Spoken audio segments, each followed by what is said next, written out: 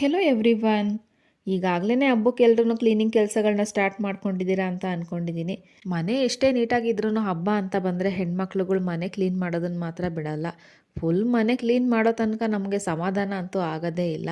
ನಾನೊಬ್ಬಳೇ ಮನೆ ಕ್ಲೀನ್ ಮಾಡ್ತಾ ಇದ್ದೀನಿ, ನನಗೆ ರಿಸ್ಕ್ ಆಗಬಾರ್ದು ಅಂತ ಹೇಳಿ ನಮ್ಮ ಮನೆಯವರು ಸ್ಕ್ರೀನ್ ಎಲ್ಲ ತಕ್ಕೊಟ್ರು. ಹಾಗೇ ಫ್ಯಾನ್ನು ಸಹ ಒರೆಸ್ಕೊಟ್ರು. ನಾನು ಸಹ ಕಿಟಕಿಗಳನ್ನೆಲ್ಲ ಒರೆಸ್ಕೊಂಡು ಬೆಡ್ಶೀಟ್ನ ಚೇಂಜ್ ಮಾಡಿಕೊಂಡೆ. ವಾರಕ್ಕೊಂದ್ಸಲ ನಾನು ರೂಮಲ್ಲಿರೋ ಧೂಳೆಲ್ಲ ಕೊಡವಿ ಬೆಡ್ಶೀಟ್ಗಳನ್ನ ಚೇಂಜ್ ಮಾಡ್ಕೋತೀನಿ. ಬಾಲ್ಕನಿ ಡೋರ್ನು ಸಹ ಅವಾಗ ಒರೆಸ್ಕೋತಾ ಇರ್ತೀನಿ. ಅದರಿಂದ ನನಗೆ ಕ್ಲೀನ್ ಮಾಡೋದು ಅಷ್ಟೊಂದು ಟೈಮ್ ತಗೊಳ್ಳಿಲ್ಲ, ಬೇಗನೆ ರೂಮ್ ಕ್ಲೀನ್ ಆಯಿತು. ಸಂಜೆ ಫ್ರೀಯಾಗಿದ್ದೆ, ಮಕ್ಳಿಗೆ ಓದಿಸೋದು ಸಹ ಇರಲಿಲ್ಲ.